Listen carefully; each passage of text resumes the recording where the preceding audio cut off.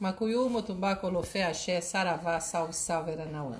Boa noite, um excelente domingo para todos e todas que estão me ouvindo. Hoje eu pensei muito na minha primeira live do dia 18 de março, quando nós tínhamos um número de 18 óbitos no país. 3 meses depois, nós passamos de 50 mil óbitos por coronavírus no país. Não é uma gripezinha. Então, aqueles que puderem, fiquem em casa. Aqueles que não podem, vão para a rua com máscaras. Se protejam e protejam as demais pessoas. Nós não estamos fora de período de risco. Agora, eu gostaria hoje, deixando já registrada a minha motivação de estar aqui, né? Eu tô tendo um probleminha técnico com a luz, que hoje vocês devem estar sentindo que tá um pouquinho mais escuro aí, mas a gente vai tentar arrumar. Todas as religiões afro-brasileiras, todas, sem exceção, elas usam ervas. Elas podem não usar, algumas usam animais, outras não usam, algumas usam elementos ritualísticos coloridos, outras não usam, alguns usam sementes, outras não usam, mas todas usam ervas. Esta é uma característica que faz parte daquilo que constitui as religiões afro-brasileiras. Por isso a gente fala que o orixá constituiu a natureza como um todo, entre essa natureza, a natureza humana e a natureza das águas, dos rios, ou enfim, e da mata, das ervas. E as ervas têm a força do orixá. Então, quando nós utilizamos ervas, nós estamos buscando esta força do orixá que constituiu a natureza. Então, toda erva tem axé. A gente pode, às vezes, não concordar com a palavra axé, falar energia vital, mas ela tem energia, axé, poder. E este poder é uma força viva do orixá. Então, uma erva, ela é potencialmente a força viva do orixá. Cada erva guarda em si um poder. Se eu não conheço o poder que aquela erva usa, eu posso pôr em risco a vida da pessoa. Eu preciso conhecer como funcionam as ervas. Que poder guarda aquela erva? Para uma pessoa muito quente, não posso dar uma erva muito fria. Uma pessoa muito fria, eu não posso aquecer ela demais. Então, erva não é assim tão simples. Ela tem poder guardado. E este poder guardado precisa ser despertado da forma adequada. Por isso que muitas vezes você vai numa casa de santo, se tem ancestral, o ancestral não fala para você macerar a erva, fala para você pôr na água quente, por exemplo. Por quê? É o ato de despertar esta erva, tem que ser alguém que conheça, para que esta força, essa vida, essa energia seja despertada adequadamente. Bom, se tem axé, a natureza tem 3 axés constituintes, que a gente fala que é o axé branco, o axé vermelho e o axé preto. Tudo na natureza é constituído por estes 3 axés. Nós estamos falando de um axé que a gente considera axé preto. A erva é axé preto. Então, ela tem uma especificidade nessa constituição da força das ervas. Ela tem branco? Tem axé mineral, vegetal, animal, tem preto, branco e vermelho. Nos 3 reinos você vai encontrar preto, branco e vermelho. Mas aqui a erva está entrando como preto. existem ervas ou plantas que a gente considera branca, mas isso é uma outra questão. Então, a erva é um axé vegetal, existe axé mineral e existe axé animal. Ah, mas já vai falar de sacrifício de animal. Você não precisa matar um bicho obrigatoriamente para você ter um axé animal. Existem outras partes deste animal que você utiliza. Mas se matar também, para mim, não tem problema algum. É um direito ritual de algumas religiões afro-brasileiras de usufruírem sobre isso. E ter uma concepção cósmica sobre isso. Mas vamos voltar ao axé preto, que é importante nos terreiros. Este axé preto ele pode vir em forma de banho, de defumações. Então ele pode vir de forma líquida, que é o banho, volátil, aéreo, que é a defumação. E para a gente construir estas prerrogativas de força, nós precisamos conhecer um pouquinho. Aí hoje eu amo ervas. Eu não sou de Ossanho, admiro o povo de Ossanho, mas eu amo ervas. Ervas são um encanto. Conversar com as ervas é um encanto, porque o sacerdote e a sacerdotisa conversam com as ervas. Elas têm um diálogo próprio. Esse diálogo, quando a gente senta para conversar com elas, eu preciso conversar a língua certa daquela erva. Aquele poder específico desta erva. Eu trouxe algumas coisas que são comumente utilizadas em todo. Se eu pego essas duas folhas, estou até colocando mais aqui, elas aparentemente são iguais. Você olha, a diferença é pouca, mas não são as mesmas ervas. Uma, chamada pau d'água ou peregum, ela é pontiaguda, assim como esta erva aqui, que é chamada colônia ou totô. E algumas tradições chamam alfério. Estas ervas, cada uma tem um poder. E é interessante que quando a gente olha para a erva, a gente vai olhar e reconhecer pela forma. Se eu pego esta erva, ela tem uma forma. Se eu pego... Deixa eu ver se eu acho a outra aqui, que sumiu. Fofona, pega lá Sumiu minha malva. Pega para mim uma malva, né? Vou pegar aqui, ó, uma folha de boldo. Olha o formato. Elas são distintas. Isso não é por acaso. Isso tem um fundamento. Eu não vou passar aqui, mas existe. Quem conhece das ervas sabe que fundamento está se referindo.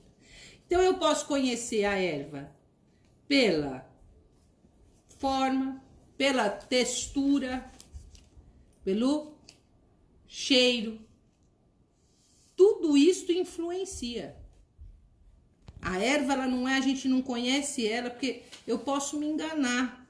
Se eu não conhecer exatamente, eu posso me enganar. E são coisas distintas. Então, para você conhecer uma erva, você vai pegar pelo formato, pela cor, pelo aqui. Fazem parte da mesma família, mas são diferentes. Esta tem uma coloração diferente. E isso muda totalmente a linguagem desta erva. Aí eu vou pegar aqui uma erva que a gente usa muito, que são as ervas de cheiro, ervas finas. Essa daqui é lavanda, não sei se alguém conhece. São ervas mais pontiagudas. E elas são, quando você passa a mão nela, ela tem uma textura, ela parece aveludada e ela solta um óleo forte na sua mão. Então é fácil de reconhecer pelo cheiro, fácil de reconhecer pela textura e por esse óleo, que já difere desta outra planta. olhando daí, vai falar, ah, é a mesma. Não, um é lavanda, outro é alecrim. aparentemente iguais, mas são diferentes na textura, no cheiro, na estrutura, elas são diferentes. Servem para as mesmas coisas? Não. Cada qual servindo para uma coisa específica. Aí nós temos aqui uma outra erva que eu trouxe aqui hoje, que eu gosto muito, que é a alfavaca, que lembra muito o levante. É que aqui elas estão bem pequenininhas, né? Mas elas lembram muito. Só que tem uma diferença. A folhinha da alfavaca, ela é mais leve, um cheiro mais suave, embora delicioso. E a alfavaca, ela é mais redondinha e um cheiro mais adocicado. Por que que eu estou dizendo isso? Quando as pessoas perguntam assim, minha mãe, a senhora pode me passar um banho de ervas? É muito difícil a gente pegar e passar um banho de ervas sem conhecer a pessoa, sem saber o que vai nessa pessoa, sem saber as necessidades estruturais desta pessoa. Esse remédio, ele tanto mata quanto ele cura. E o que a gente quer da erva é que ela cure. Então, isso é uma coisa perigosésima, né? Para usar o... Aí existem ervas que são de Exu.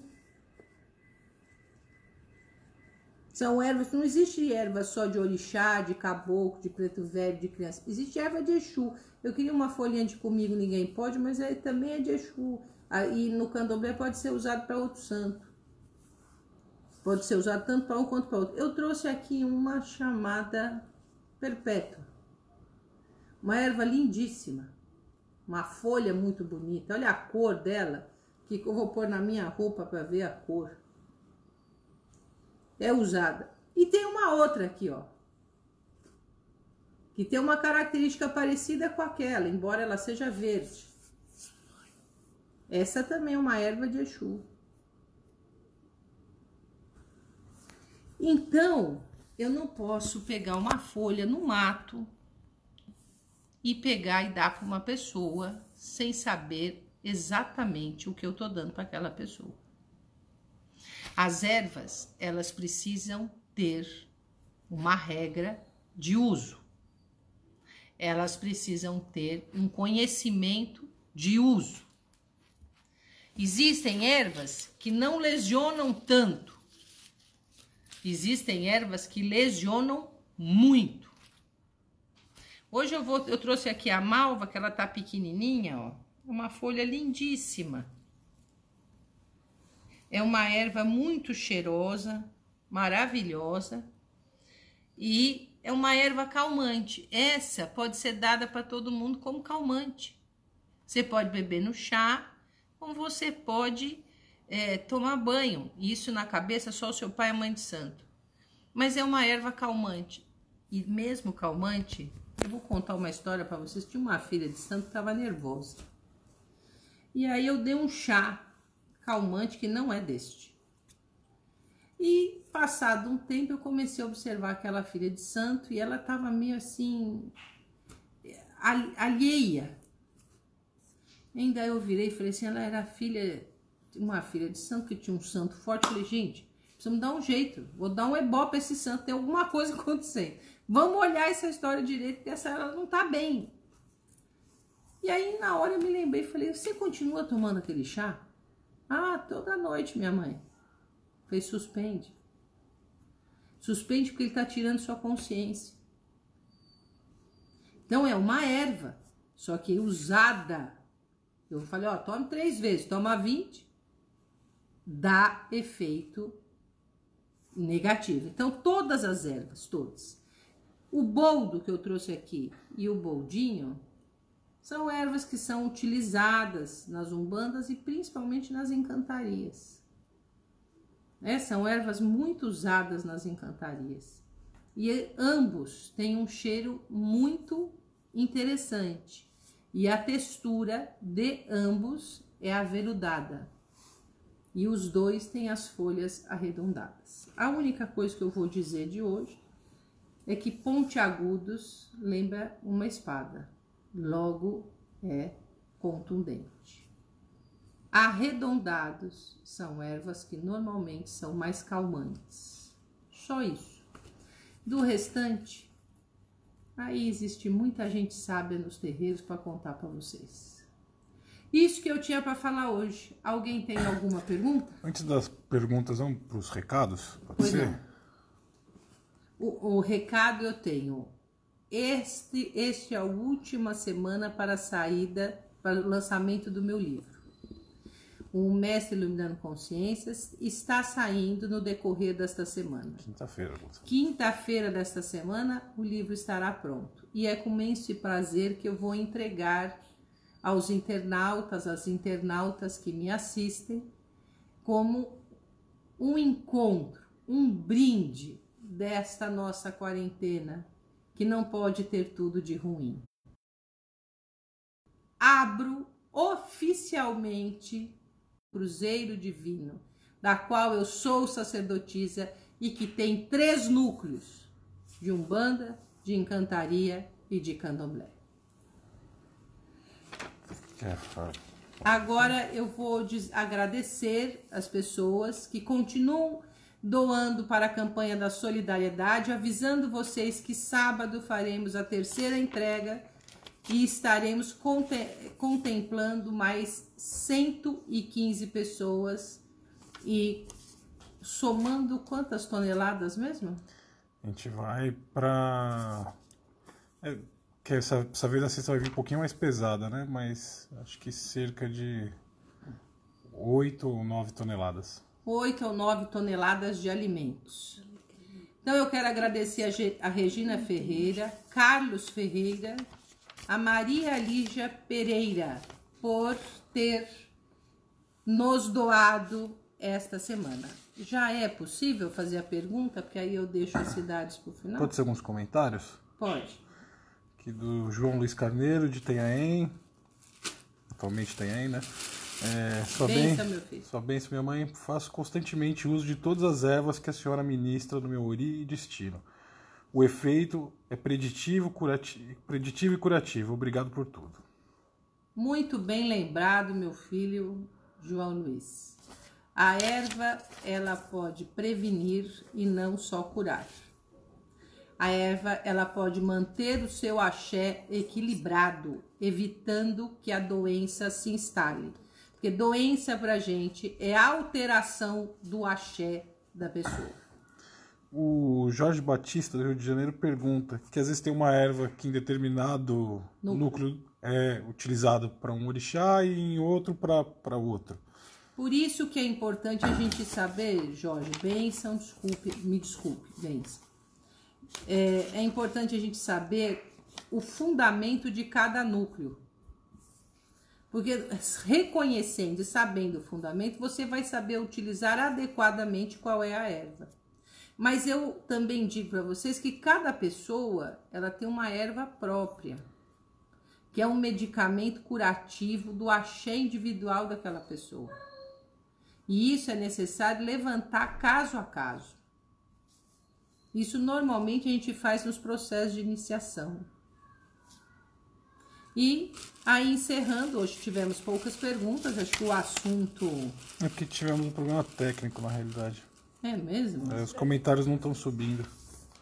E estou aqui com o livro Mito de Origem, que também é um livro de minha autoria, e eu vou sortear para Dirley Aparecida.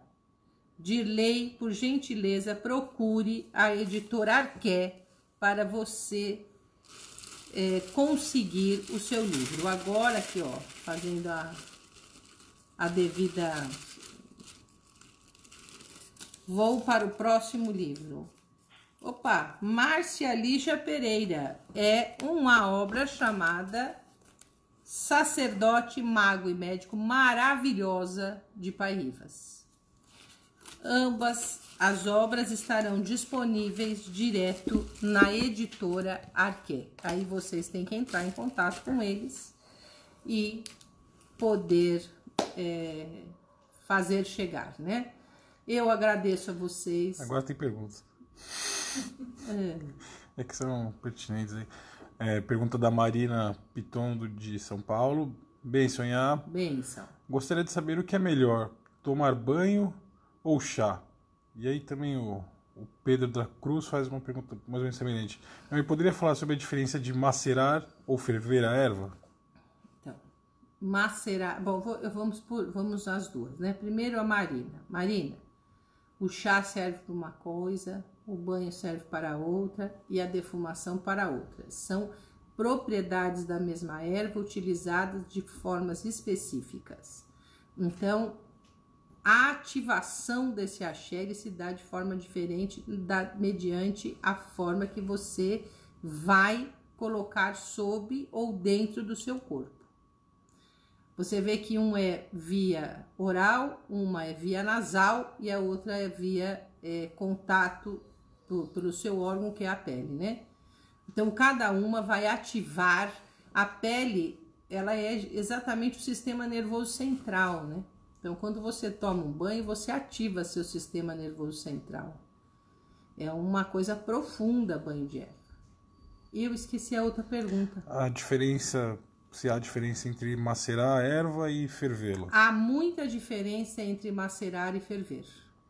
Mas a maceração, normalmente, ela é seguida de uma reza, é seguida de um ritual, né? Ela tem que acompanhar este ritual, não é só chegar lá e esfregar a erva.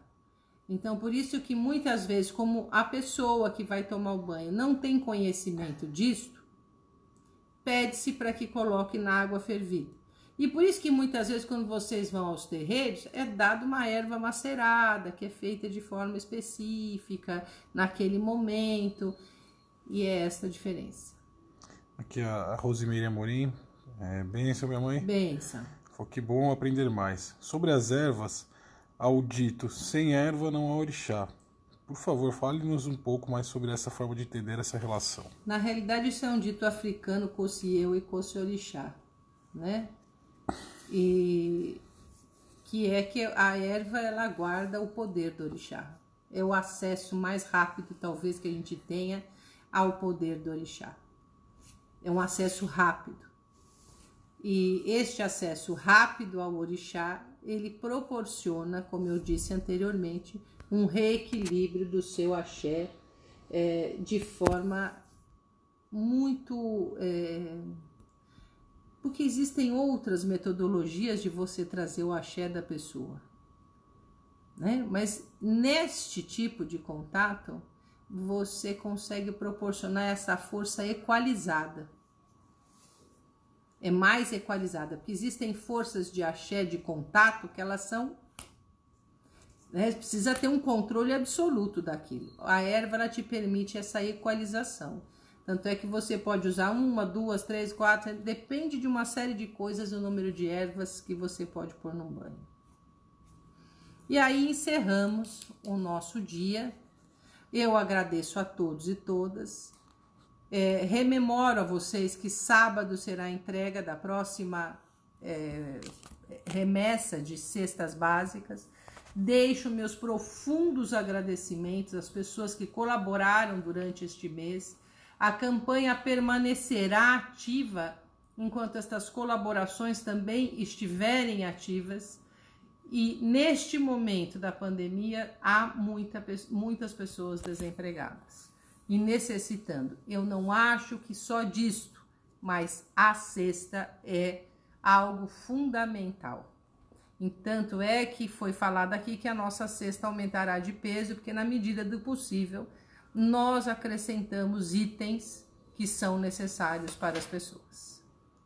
Agradeço, lembrando que o livro sai essa semana. E nesta semana teremos um encontro virtual. Mokuyu, Motumbá, Colofé, Axé, Saravá, salve, salve, Aranaua.